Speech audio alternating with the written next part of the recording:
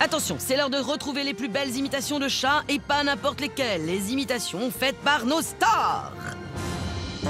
Voici Jean-Philippe Janssen et son imitation unique du chaton. C'est quand ils sont petits, ils font un cri. Non, c'est un oiseau, ça. Bon, miaou, tu vois, j'arrive pas bien à faire le chat petit. Mais c'est un chaton très très flippant, ça, quand même, hein. Excusez-moi. Parce que si elle a montage à chaque fois, on va s'en sortir. Bon, il nous faut un peu de douceur pour s'en mettre, là. Camissaire, à vous, on vous écoute. Et parfois, elle fait des trucs très bizarres. Elle se met à la fenêtre, elle ouvre les yeux grands comme ça, puis elle fait... Eh ben oui. Et vous, Tatiana, vous pouvez imiter votre chat? L'imiter? Il parle beaucoup, en fait, le matin. C'est vraiment un gros bavard, hein. Je sais pas ce qu'il raconte. Bah, peut-être qu'il donne la météo du jour. Et dire que vous ne le comprenez pas. Bon, Christophe, vous pourriez nous éclairer enfin sur le langage du chat? Quand il veut un câlin, c'est plutôt genre un peu séduction. Et alors quand il a faim, c'est plus un Et vous, Patrick et Laïla, vous nous chanteriez la chanson des petits chats sur la route de l'opéra?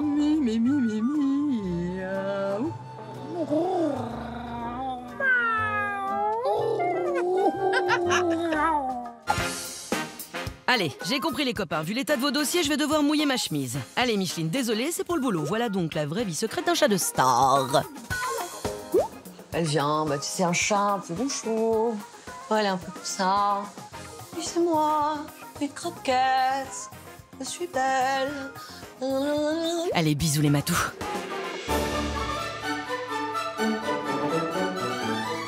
Allez, il est temps de partir à Vézénobre dans le Gard. Rappelez-vous, c'est là que nous avions suivi l'an dernier le plus grand baroudeur de sa génération, le beau gosse à sa maman, Duchesse.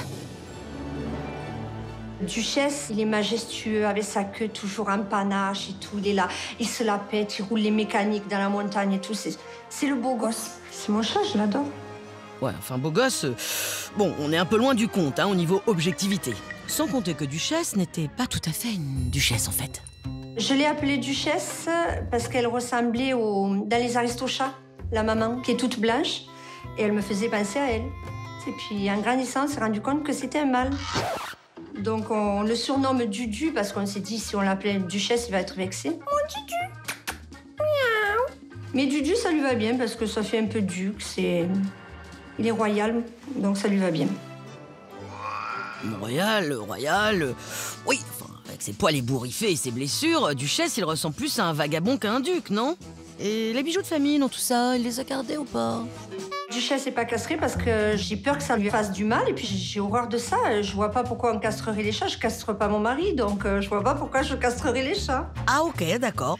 Bon, alors si Sylvie était fière de la virilité de son minou, elle était beaucoup moins fière de cette disparition à répétition. Allez, va courir dans la forêt.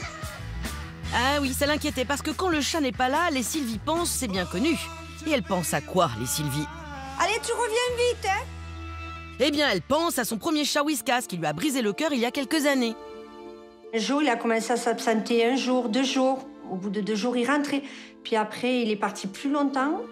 Ça fait 2 ans, on l'a plus jamais revu. Je sais pas pourquoi ils se partent tous comme ça. Je sais pas. Duchesse prenait-il donc le même chemin que Whiskas? Et pourquoi? Pour le savoir, Sylvie, accompagnée de ses 2 filles, s'était donc rendue au quartier général pour rencontrer nos experts. Mais jusqu'où il va? Il va presque jusqu'au petit village, là. Mon Dieu, mais c'est carrément... Mais là, c'est loin, là où il est. Hein. Il parcourt près de 20 km. Oh, mon Dieu. Ah oui. Ce sont des données qui sont absolument exceptionnelles. Son domaine vital est exactement comparable à celui d'un tigre si on compare leurs poids respectifs. C'est une vraie bête sauvage. Après 4 semaines d'enquête, ils avaient également trouvé que Duchesse se rendait souvent dans une maison voisine et côtoyait un chat qui ressemblait étrangement à Whiskas. Une histoire pleine de rebondissements. On dirait Whiskas. C'est mon chat. Bon, ça s'était quand même soldé par une fausse joie, malheureusement. Est-ce que la photo est inversée parce que là, Non, pas du tout. il a pas la tache noire, là? Là? Oui. Là, il l'a pas. Ah, Donc c'est c'est pas pas lui. Whiskas. Ouais. Il s'agit bien d'un chat noir et blanc qui lui ressemble, Oui. mais ce n'est pas Whiskas. Bon, revenons à nos moutons, enfin plutôt à notre Duchesse et ses folles escapades. Ce que vous craignez le plus, c'est que Duchesse prenne un peu la route Mais son de chemin. Whiskas et et ne reviennent pas. Alors vous savez qu'il y a une solution, c'est quand même la castration. Oui. Un chat qui est castré se bat moins, fugue moins, va moins loin et a un domaine vital plus petit. Voilà, à vous de choisir maintenant et de décider pour lui. Alors, depuis cette expérience, Duchesse est-il toujours aussi baroudeur? Parcourt-il encore plus de 20 km par jour, tel un tigre fou? Sylvie a-t-elle finalement opté pour la castration de son minou? Pour le savoir, nous sommes donc retournés à Vézénobre pour prendre des nouvelles de Monsieur Duchesse. Voilà Duchesse, le plus grand baroudeur de la saison 2.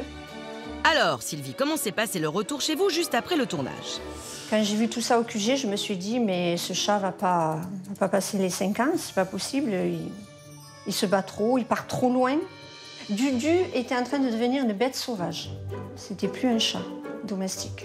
Et ce qui m'a fait pencher pour la stérilisation.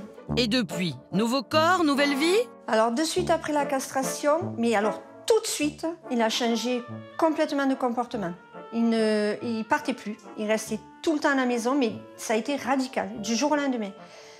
J'avais peur qu'il devienne agressif, pas du tout. Il s'est rapproché de nous, très câlin, toujours sur son fauteuil. Ensuite, j'avais peur qu'il prenne du poids, pas du tout, il n'a pas bougé. Son poil est magnifique, il n'a plus de blessures, il se bat plus. Bon, je peux dire que maintenant, depuis la stérilisation, mon chat, c'est un canon.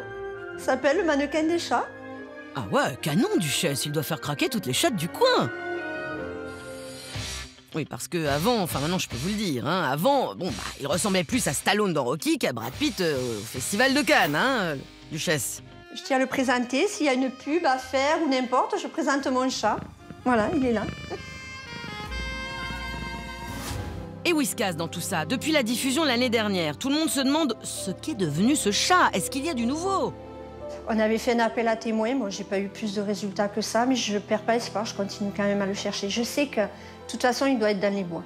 On est de tout cœur avec vous, Sylvie, et tenez-nous au courant, Whiskas finira bien par revenir. Il faut dire que les chats, même lorsqu'ils sont tout près de nous à la maison, ils n'ont qu'une chose en tête, se cacher. Vous ne me croyez pas? Bah on y va pour la partie de cache-cache. Allez, je compte jusqu'à 5, vous êtes prêts? 5, 4, 3, 2, 1, 0... Tout le monde va se cacher!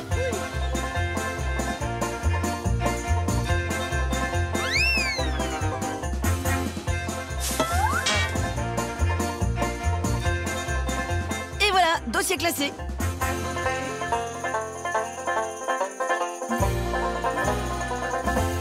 Trop bien ce sac de couchage, ils ont même pas vu que j'étais dedans. Tu me vois? Tu me vois plus? Ah, je suis toujours en planque. Ils m'ont pas repéré. Certains sont même définitivement passés maîtres dans l'art du camouflage. Moi, ça va, on t'a vu, c'est bon. Oui, toi aussi, on t'a vu, c'est bon. Et toi aussi, on t'a vu. Et si on allait maintenant prendre des nouvelles de la plus grande star de la vie secrète des chats? Souvenez-vous, c'était il y a 2 ans à Main-sur-Loire. On ne parlait plus que d'elle dans toute la France. La voilà, mais oui, c'est elle, c'est Calicotte, telle une princesse dans les bras de sa maman. Moi, c'est Véronique. Je ne sais pas si vous vous souvenez de Calicotte, elle avait été élue le chat le plus fainéant de Main-sur-Loire. Une championne olympique de la paresse, vous voulez dire? Oh. Et voilà, Calicotte, juste ici. On est mauvaise langue, c'est vrai, elle bougeait un petit peu quand même, hein? Elle allait du placard à la cuisine, et puis de la cuisine à la chambre. Ah, ça faisait un peu de sport, hein? Bon, c'est vrai que c'était un peu surprenant quand même. Des trajets exceptionnels, analysés par nos experts à l'époque avec une extrême précision. À la loupe. Elle ne bouge pas.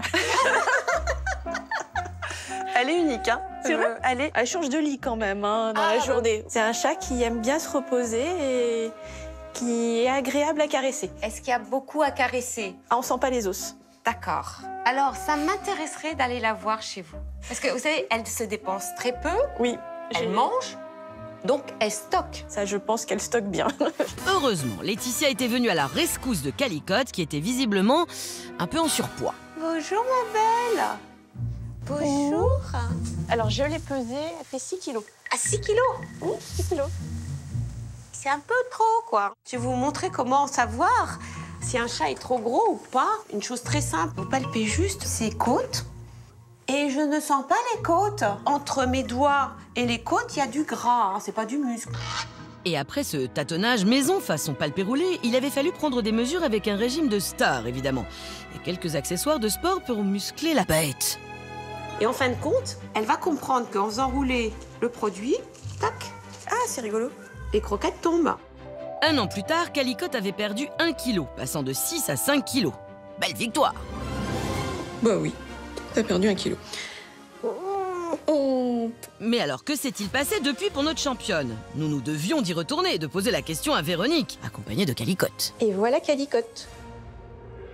Alors, racontez-nous tout depuis le dernier tournage, que s'est-il passé? Depuis, on a failli la perdre, mais maintenant, elle va beaucoup mieux et elle est là. Oh bah non, pas la perdre, pas Calicotte. Mais qu'est-ce qui s'est passé? Un matin, on la trouvait un petit peu moins en forme. Elle avait commencé à perdre de l'appétit. Elle vomissait et on sentait qu'elle avait des difficultés pour uriner et pour faire ses selles. Et elle mangeait plus, elle faisait plus sa toilette, donc on l'a emmenée chez le vétérinaire. On a attendu 3 jours pour qu'il trouve, en fin de compte, que c'était une lipidose hépatique, liée certainement à l'obésité de Calicotte. La lipidose hépatique est une maladie grave qui peut se solder par un décès. Elle est due à une surcharge du foie par des lipides, des graisses, et c'est pour ça qu'on l'appelle aussi la maladie du foie gras. Elle se déclenche après une anorexie de plus de 24 heures suite à un gros stress ou une autre pathologie. Elle affecte le plus souvent des chats souffrant d'embonpoint ou d'obésité.